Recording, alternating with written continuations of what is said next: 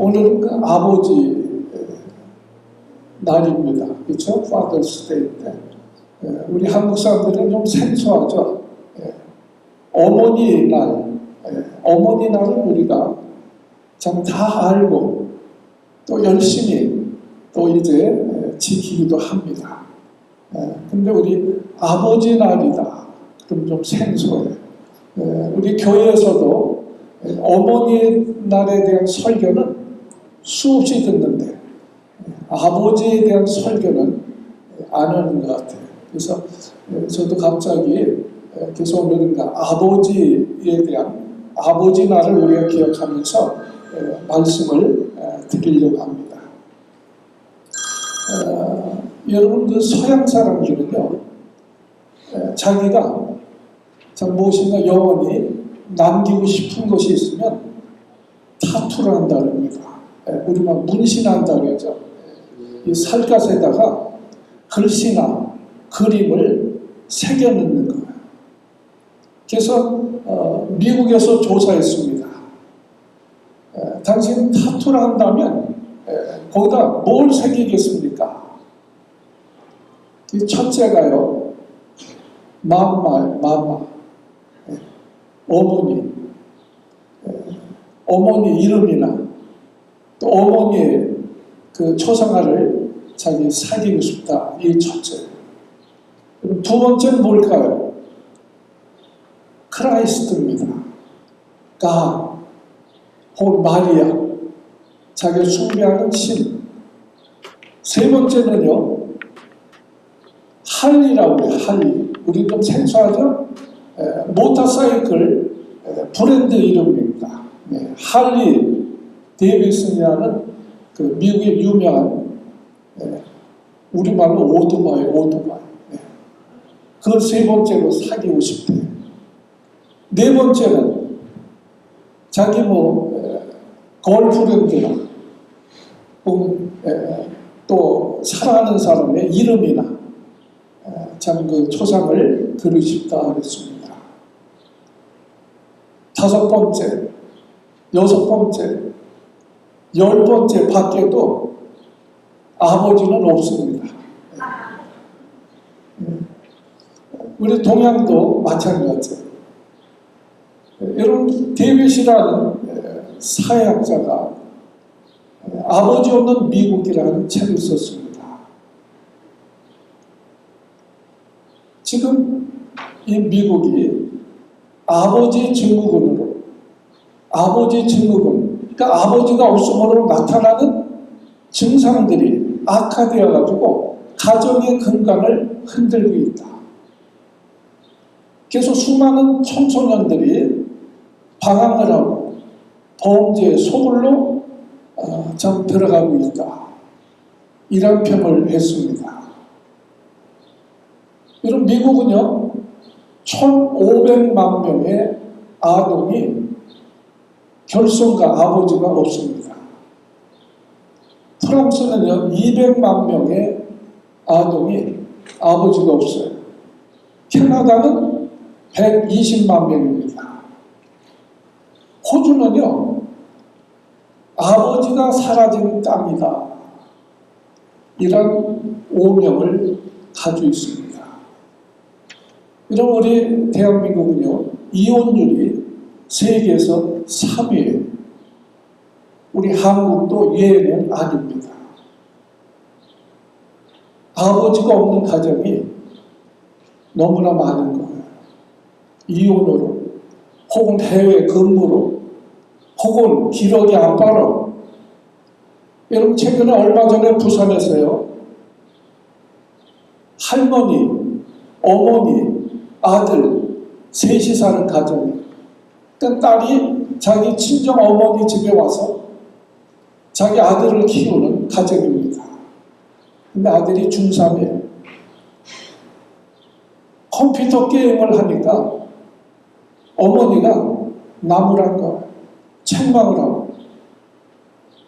그러니까 달려들어가지고 자기 어머니를 목 졸라서 죽였습니다. 최근에 일이에요.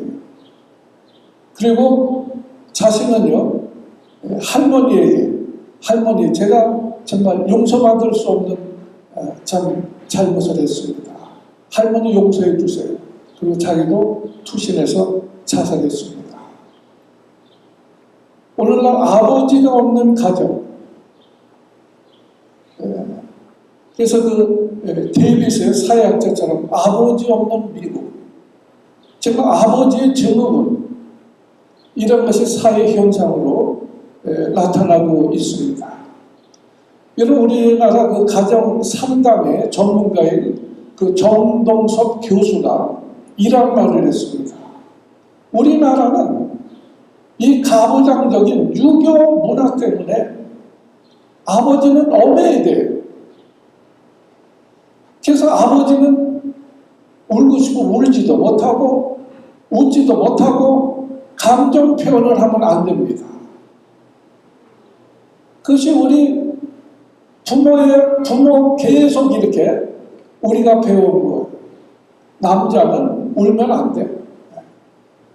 감정을 뭐 이렇게 표현하면 웃고 울고 너무 그러면 그렇게 가볍게 하면 안 돼.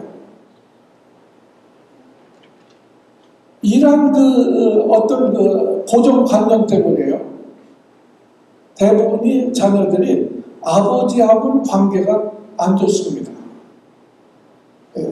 어머니하고 관계는 괜찮은데 아버지하고 관계는 대부분이 참 별로 좋지가 않습니다.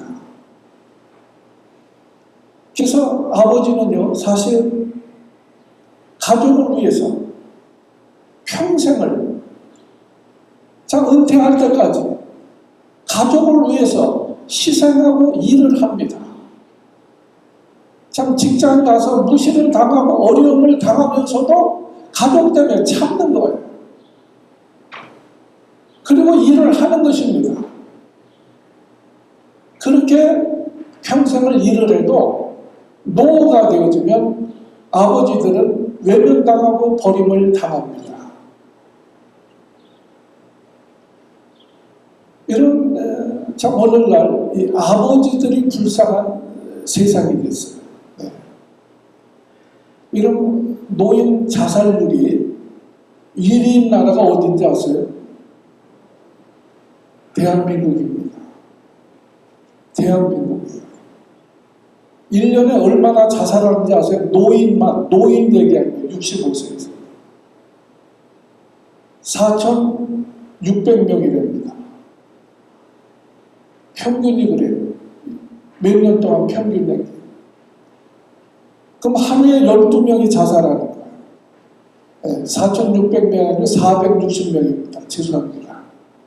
1년에 460명이 자살을 해요. 노인들이. 그러니까 하루에 12명이 자살을 해요. 그 중에 9명이 아버지들이고요. 3명이 이제 여자입니다. 여러분, 부모님들 왜 자살합니까? 노인들 왜 자살합니까? 노후에요. 아무 즐거움이 없다는 거예요. 여러분, 양로원에 한번 가보세요. 그리고 그 어르신들한테 한번 여쭤보세요. 뭘 제일 원하느냐고. 대부분이요, 자기 빨리 죽고 싶대요. 빨리 죽고 싶다. 어떤 분은요, 실제로 자기 일을 다 빼버렸어요. 음식을 못 먹으면 걔도 빨리 죽을 수 있지 않을까 해서 다 뺐다. 그러니까 우리가 즐거워서 양론에 사는 것이 아니고 초이스가 없으니까, 사는 것이 낙이 없으니까, 인생에 즐거운 것이 있어야 살맛이 나고 행복하잖아요. 근데 아무 즐거움이 없으니까 무슨 낙이 있습니까? 자식에게도 기대하지 않아요. 자식을 바라봐도 낙이 없고, 자기 인생을 생각해도 낙이 없고, 아무 즐거움이 없는 인생이 된 거예요. 그러니까 세상에 무슨 미련이 남아있겠습니까? 그러니까 아무 즐거움이 없으니까 정말 외로움과 고독 속에 참 몸부림치다가 결국에 세상을 포기하고 자기 목숨을 포기하는 것입니다. 자, 그러면 오늘 우리가 할 일이 있다면요, 우리가 어버이에게 즐거움을 드리는 것이다. 이건 오늘날 우리의 문제고 현실의 문제입니다. 여러분, 효도가 무엇입니까? 효도하는 방법은 사람 그 나름대로 다 다를 수 있습니다. 그러나 우리가 쉽게 한마디로 얘기하면 부모님을 즐겁게 해드리는 거예요. 좀 반응 좀 한번 해보세요. 아멘입니다. 네? 그래서 오늘 우리 아버지 날을 맞이해서 다시 한번 그 어버이를 즐겁게 해드리는, 자, 우리가 자녀가 되었으면 좋겠다. 잠언서 23장의 말씀은요, 경건한 하나님의 백성들이 해야 할 교훈을 말씀을 하고 있습니다. 정말 하나님을 경외하는 경건한 하나님의 백성들이라면 이것을 지켜라. 자, 오늘 25절 말씀 우리 한번 같이 한번 따라서 했습니다. 25절, 내 부모를 즐겁게 하며. 내 부모를 즐겁게 하며. 되게 신통치 않네요. 우리 다시 한번, 내 부모를 즐겁게 하며. 내 부모를 즐겁게 하며. 너 낳은 어미를 기쁘게 하라. 너 낳은 어미를 기쁘게 하라. 아멘. 하나님이 주신 10가지 계명이 있습니다. 하나님의 백성이라면 이 10가지를 지켜라. 그것이 10계명입니다. 그 5번째 계명이 뭐냐? 내 부모를 공경하라. 뭐가 공경이냐? 오늘 잠언서 23장도 마찬가지예요. 하나님의 백성이라면 내 부모를 즐겁게 하며 너 낳은 어미를 기쁘게 해라.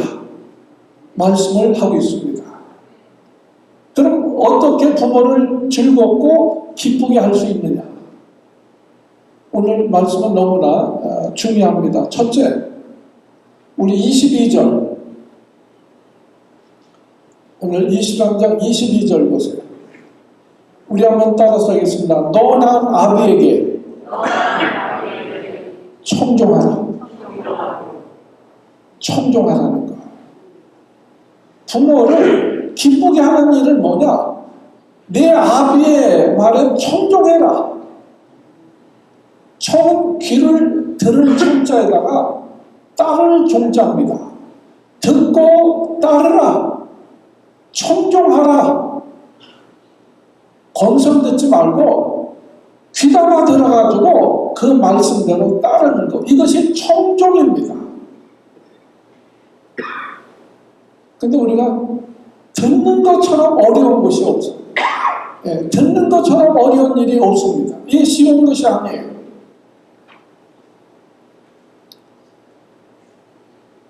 저희 어머니는요, 저희 아버지가 60대 초반에 세상을 떠나셨어요. 그래서 한 25년 정도 혼자 사셨습니다.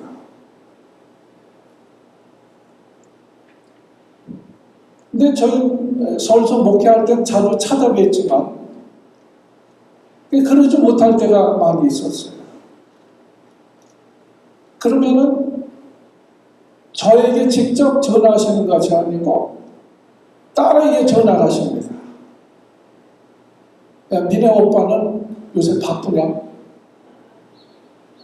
아니, 내가 바쁜 건 나한테 전화하시면 되는데 딸한테 하는 거예요. 왜요? 저한테 직접 하기가 좀 어려우신 거 미안하고요. 바쁘냐 그러면 이제 비행 돌아가지고 이제 저한테 옵니다. 그럼 제가 전화드려요. 무슨 일 있으세요? 아무 일도 없다. 찾아뵐까요? 그냥 바쁜데 모르냐? 바쁜데 모르냐 그래요. 근데 사실 왜 그렇게 전화를 하셨겠습니까? 여러분 자식이 많아도요 더 보고 싶은 자식이 있는 거예요. 손주도 있고 보고 싶으신 거예요. 그러나 보고 싶다고 오라고 하면 미안하니까 그냥 바쁜데 뭘 오냐? 네. 우리 부모님들은요, 뭐 아버지들은 표현을 안 하지만 그래도 저희 어머니는 표현하는 편이에요. 네. 그래서 돌아서도 아무튼 옵니다. 저는 일찍 좀 깨달았어요. 부모님들은 말씀을 반대로 하시는구나.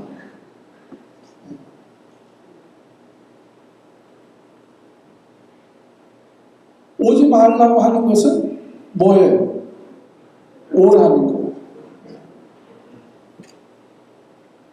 우리 어머님 표현하시는데 혼자 지내시니까 혼자 무슨 음식 맛이 나겠어요. 같이 뭐 음식을 먹고 싶으시잖아요.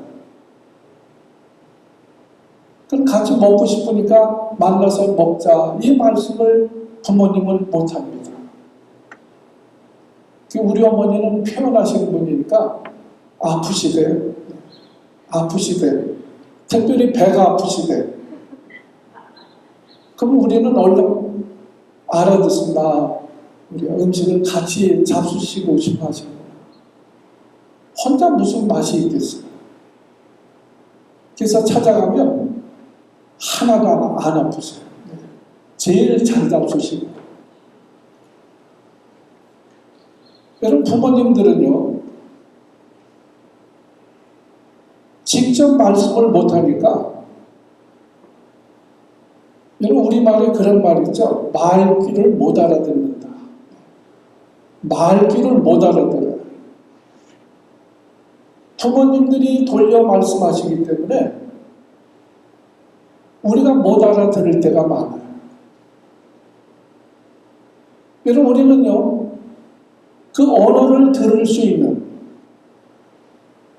말귀를 알아들을 수 있는 귀를 갖는다는 것이 중요한 것입니다.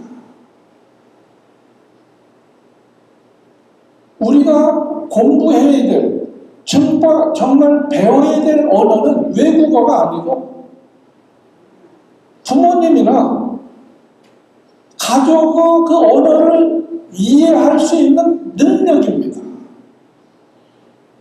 부모님이 왜 그 말씀을 하셨을까? 내 아내가 얼마나 힘들면 이런 말을 했을까? 내 남편이 얼마나 어려우면 이 말을 했을까?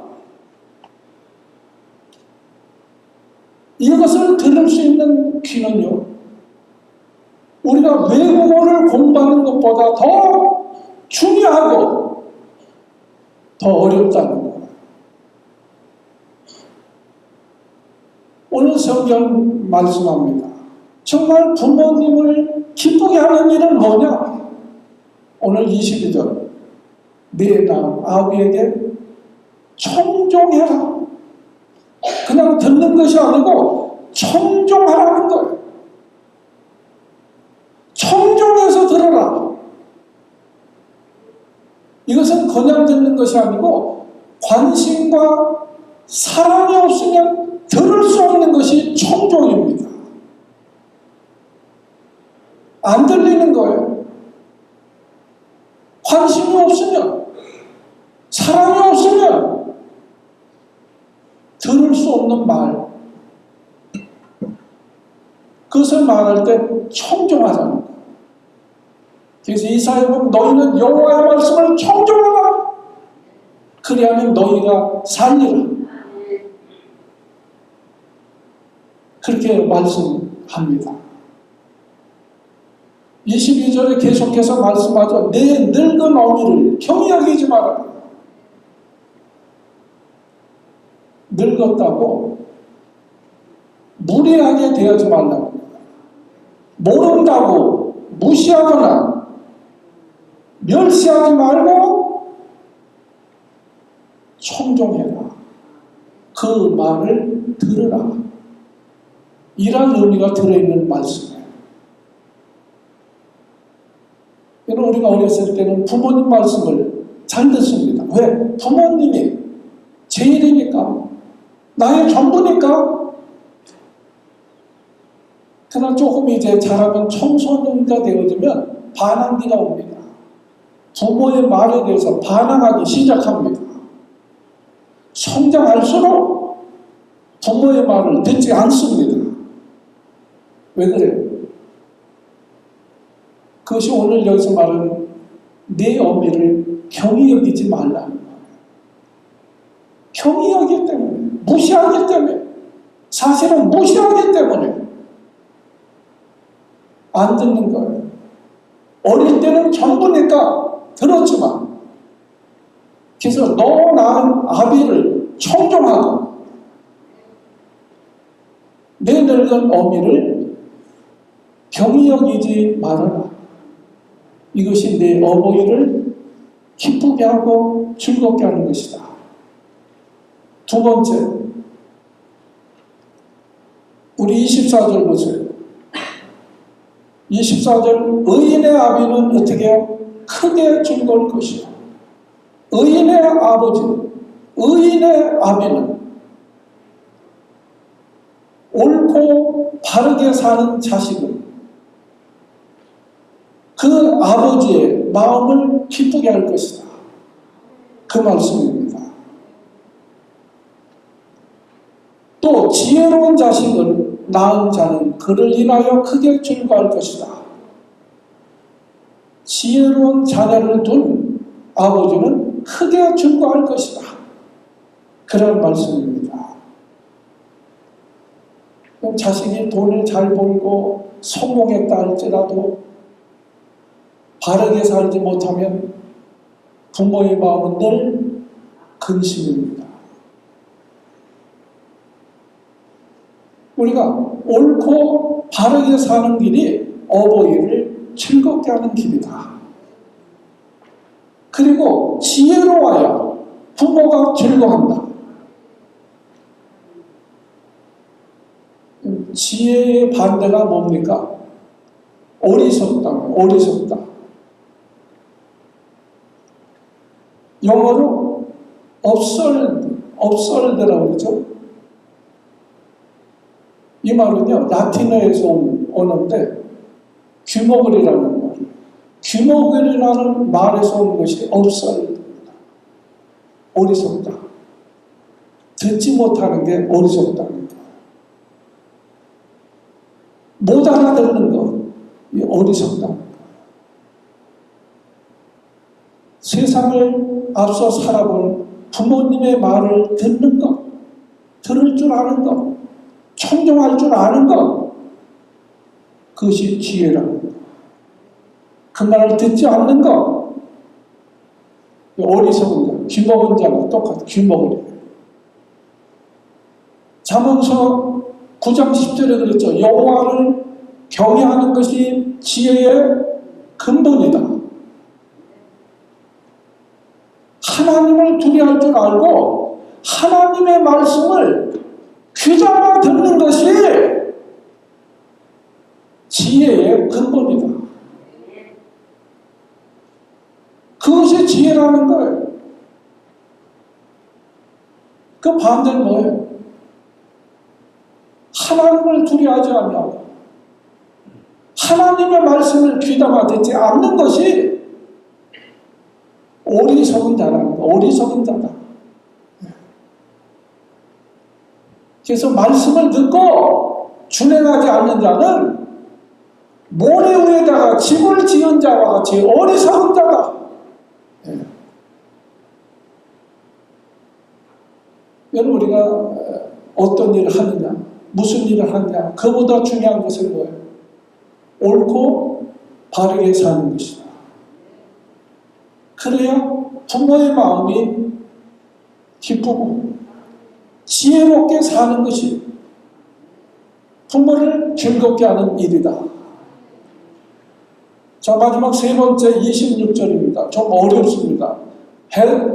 이 한글이 좀 어려워요. 내 아들아, 내 마음을 내게 주며 내 눈으로 내 길을 증거할지어다. 내 마음을 내게 주며, 여러분 원래 이 말씀과 계속 연관되어져 있습니다. 마음을 내게 주며, 이 말은 내 말을 내 마음에 명심하라. 마음에 명심하고 그 내가 일러준 말로 즐거워하면서 기꺼이 따르라. 그럴 때 부모의 마음이 기쁘다. 여러분 부모님 무슨 말씀할 때 그것을 마음에 명심해가지고 그대로 그 기꺼이 따르는 것. 부모 말씀을 잘 들으면 부모님이 어떻게 즐겁죠. 자꾸 안 듣고 딴짓하니까 부모가 늘 걱정해. 내 아들아, 내 마음을 내게 주며 마음을 다한다는 거예요. 여러분 우리는 듣는 것을 귀로만 듣는 것이 아닙니다. 마음으로도 들어야 됩니다. 그걸 보아야 된다는 거예요. 내게 주며 내 눈으로 내 길을 즐거울지어다. 억지로가 아니고 가식적이 아니고. 여러분 예수님께서도 우리 하나님을 어떻게 사랑하고 그랬어요? 내 마음을 다하고 성품을 다하고 뜻을 다해서 주 너희 하나님을 사랑해라. 네. 여러분 우리 그런 말 있죠? 할아버지가 10아들을 키워도 10아들이 할아버지를 모시지 못한다. 아들이 10이 있어도 할아버지를 모시지 못한다. 이것이 부모와 자식 간의 다른 점입니다. 옛날 한 고을에 효자가 있었대요. 그래서 그 고을에 원님이 부임하면 그 원님이 효자를 불러가지고 잔치도 베풀고 상도 베풀고 칭찬하고 돌려보냈대요. 원님이 오면 항상 효자를 불러가지고 잔치 베풀고 상도 주고 칭찬해서 돌려보내는 거예요. 근데 한 번은 이제 어느 원님이 또 새로 부임했어요. 효자를 초청했습니다. 그러면 효자는 늘 불려가가지고 칭찬 듣고 대접받고 상 받고 오니까 그러느냐고 간 거예요. 원님이 물어, 자네가 효자인가? 예. 그냥 사람들이 저를 효자라고 그럽니다. 대답한 거예요. 그러니까 원님이, 그럼 자네 그 부모 형편이 어떤가? 물어보니까 효자가 대답하는 거예요. 제 어머니는 15년 전에 세상을 떠나셨고 아버지 혼자 외롭게 살아가십니다. 그래서 우리가 아버지가 외롭지 않게 해드리려고 최선을 다해서 지극정성으로 참 모시고 있습니다.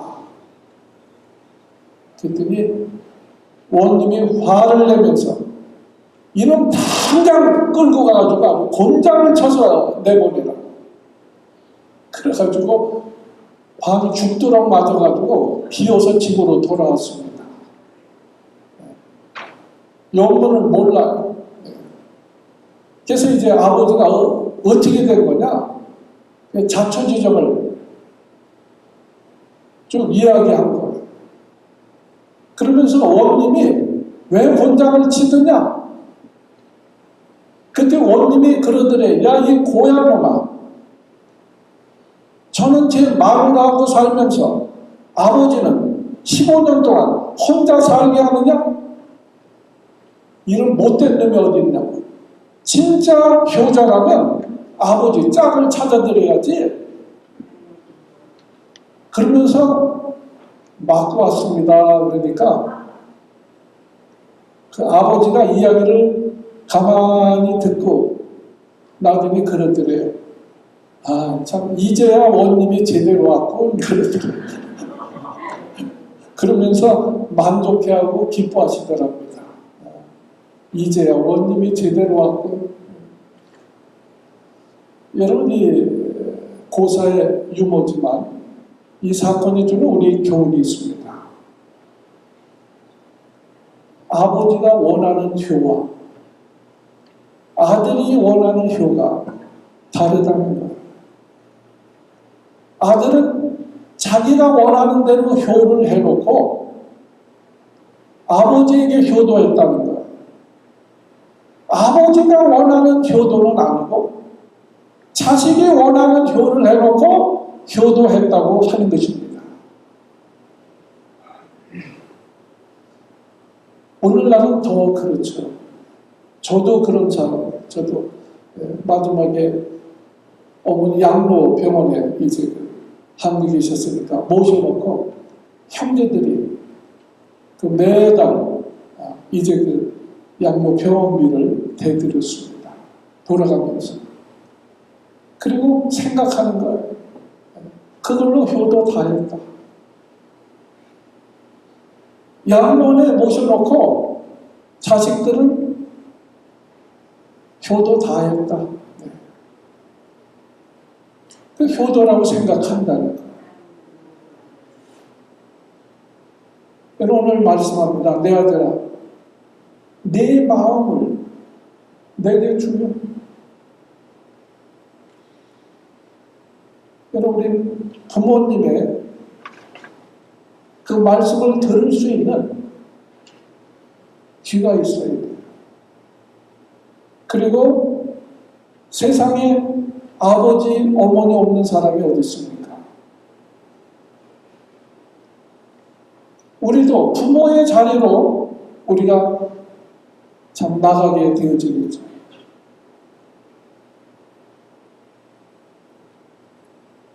우리는 그 마음을 우리가 헤아리게 되어질 때 그때서 비로소 내가 원하는 효가 아니다. 정말 부모님이 원하는 효를 할 수 있을 것이다. 우리는 이렇게 고백할 수 있어야 됩니다.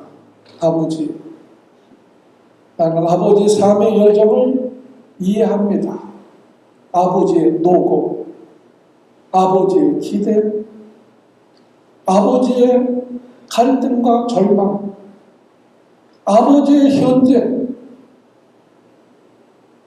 참 이것을 이해하기를 원합니다. 어머니, 나는 어머니 삶의 기쁨과 아픔을 이해합니다.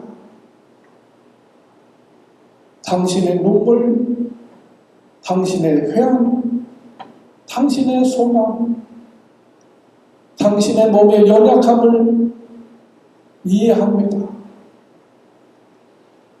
참 이렇게 되어질 때 비로소 효가 시작될 수가 있다. 참으로 부모를 기쁘게 해드릴 수 있다 하는 말씀입니다. 우리 기도하겠습니다.